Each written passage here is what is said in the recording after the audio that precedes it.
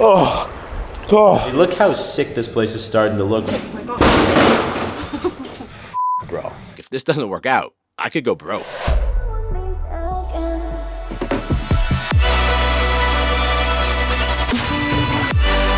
What is going on, bro? Welcome back to Marbella. We're finally back in the mix. Only 2 weeks left until our house is done. At least that's what we're being promised. Fingers crossed. Knock on. We don't got wood around here. We're gonna go ahead and knock on the camera. I will say this spot is pretty dope, so it's gonna make these next weeks pretty easy. We got the big wall-to-wall, floor-to-ceiling windows like we're gonna have in the house. It's almost like this is the step before we get to enjoy the house. Come outside, get the sun in my eyes. Yeah, I'm pissed off we're still not in the house, but honestly, I can't complain. Ready? Do you want the old one or the new one?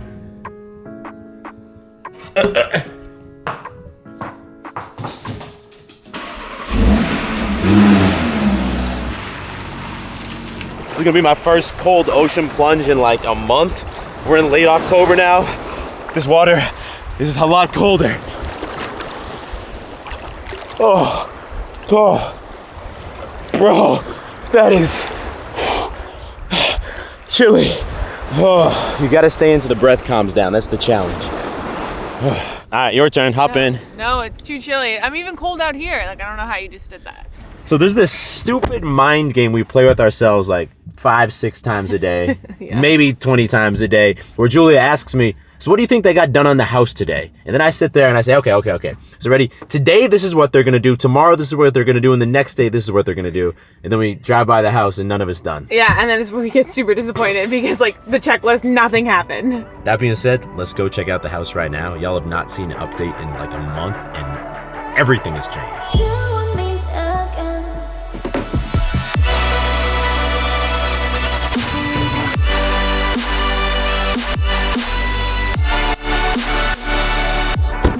So as y'all can see, they're mounting the exterior wall right there, which makes a big difference in how the house looks. Obviously, it gives us privacy. It's gonna be painted black.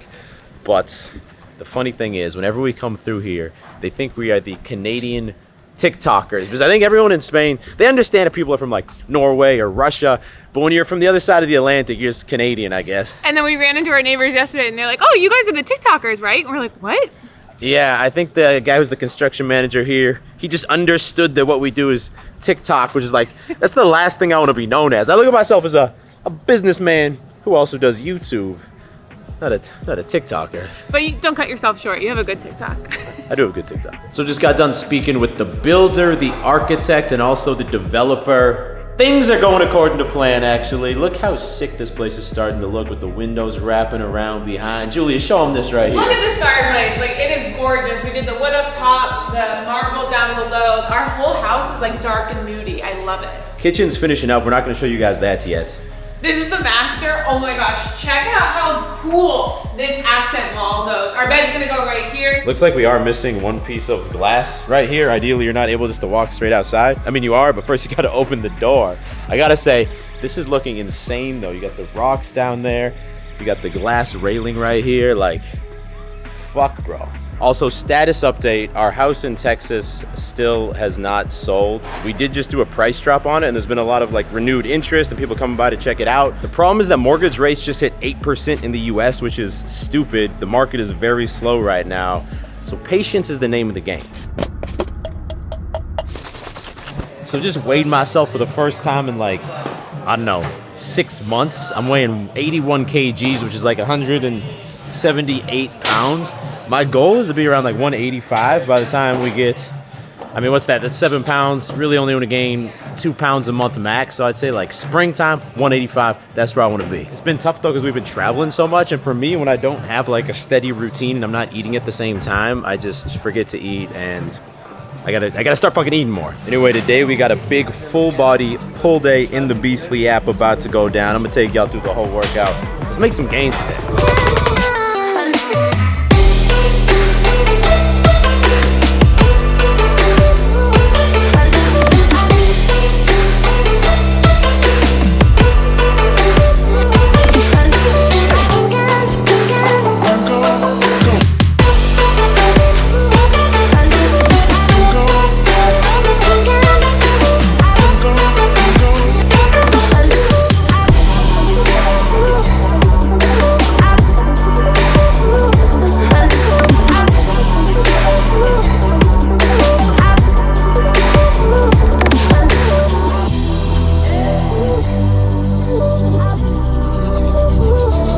lately one of my favorite post-workout meals has been empanadas. They make them with like chicken or beef or burgers inside, and it's just like a little hot sandwich, but it's a good post-workout. Also gonna grab some hot sauce. This one right here is like the goat of hot sauce. It's fucking hot.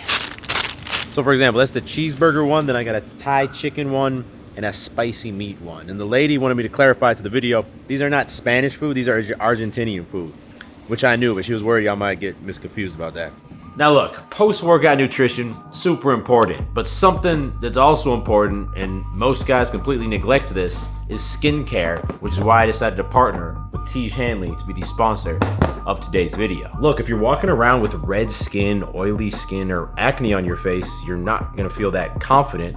But don't even worry about it, because that's where Tiege Hanley comes in to help you out. When you sign up, they're gonna send you a box like this that contains a variety of creams and lotions that have been formulated to work together as a system and give you clear, healthy skin. Personally, I'd recommend you get started with their level 1 system that has you covered with all the basics. You got the daily face wash, the morning moisturizer with sun protection to prevent those wrinkles, the nighttime moisturizer, and the twice per week exfoliating scrub to keep your skin fresh. Look, skincare is not something I used to take seriously, but now that I'm in my early 30s and I see a lot of guys around me whose skin is starting to deteriorate and it looks ugly, to be honest, I wish I started this earlier. And because Tiege Hanley is sponsoring today's video, you can get started now for an amazing price. If you click that first link in the description, you're gonna get 30% off your first box of Tiege Hanley, and they're gonna throw in a free gift. Don't delay, click that link, get started today.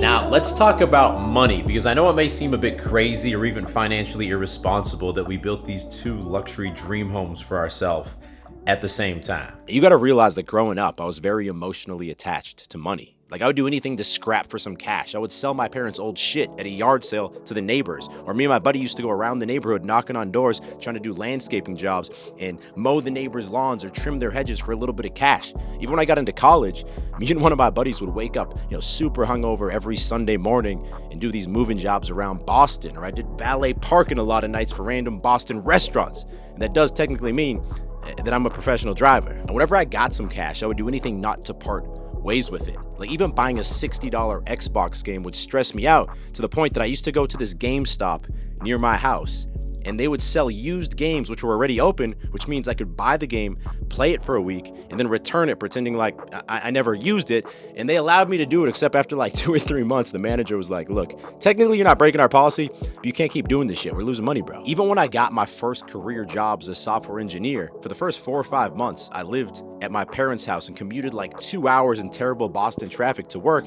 just so I wouldn't have to pay for my own place. I could eat my mom's dinners. I could use their laundry machine. I think the salary for that job was like $60K a year. So after 6 months, I'd already saved up $30K more or less.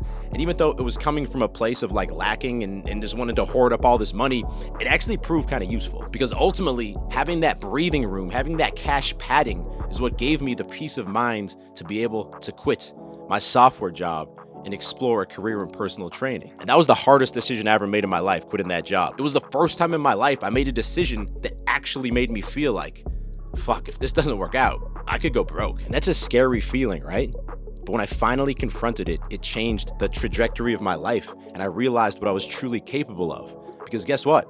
The personal training career, it didn't work out. I did it for a couple of years, wasn't making that much money, and I quit. But it's not like I curled up and died. I didn't even go completely broke. It's like, no, I had made this initial bet on myself, and because of that, I now had this momentum where I just wanted to pivot to the next thing. I was determined to figure out my own way in life. Like, that's when I made the decision to start howtobeast.com, which was a written blog. I used that to sell some ebooks and online courses. Then I eventually pivoted to YouTube. Then we grew out this shit to 1.5 million subscribers. And since then, I've built these businesses that generate millions of dollars and allow us to build these homes and live our dream life. But for sure, none of this shit would have been possible if I did not place that initial bet on myself. And the funny thing is that this is a place that I have to like regularly mentally operate from, making decisions that make me feel like I could go broke. For example, I invested $1,000 into my first YouTube camera. And at the time, that was a shit ton of money for me. And I thought, if this doesn't work out, that $1,000, that's gonna be the end of me. I'm not gonna be able to bounce back. We regularly drop $100,000 on edge collections now, and every time it scares me, bro. And it makes me do everything in my power not to let it fail. Hell, I paid $50,000 to a German development company to build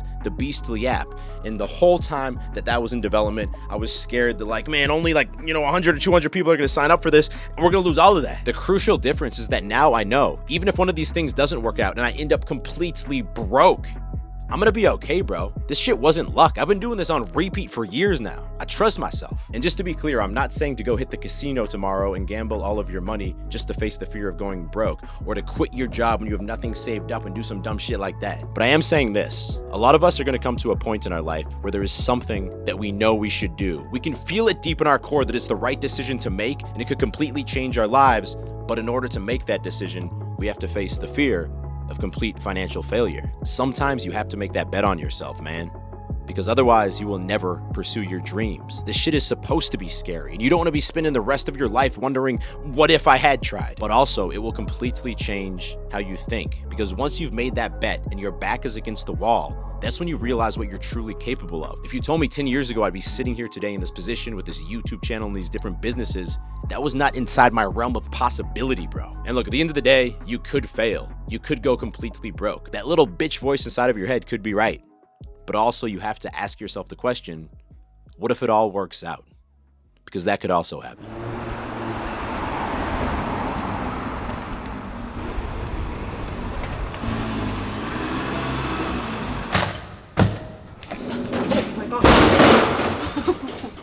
So, this right here, we got a main storage unit somewhere that has all of our muebles, or furniture, and then this right here is our other storage unit because we need to. The house wasn't ready in time, and we had all this. I don't know. We got the other one. Gotta need my fan so I can sleep at night in the new spot.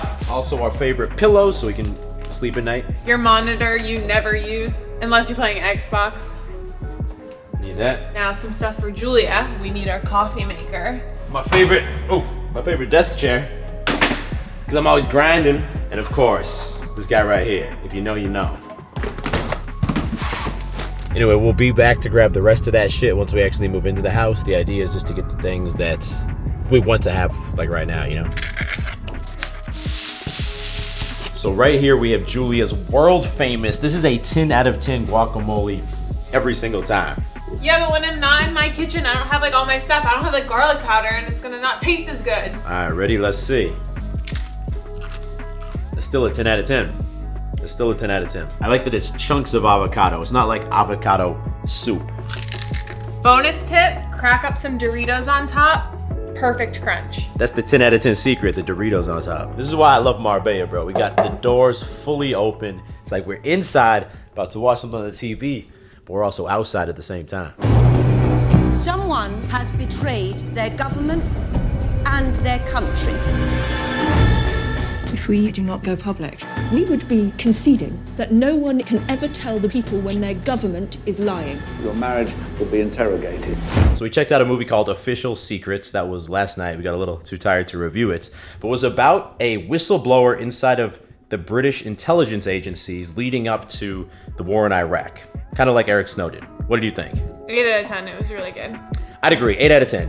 What was shocking for me watching it is that now everyone can basically agree that the war with Iraq was illegal. We should not have got involved in it. But now we're like 20 years later, and it seems like a lot of people, at least a lot of politicians in the US government, like they didn't learn any lessons from that, and they just want to get involved in every single war or conflict they can get their hands on around the world, man. Anyway, I hope that y'all enjoyed the video. I would recommend that you click there to watch that video next. It's a good one. And if you're new to the channel, you can click down there to subscribe, as I release 2 new videos every single week and you don't want to miss them. I'll talk to you in the next video. Stay beastly.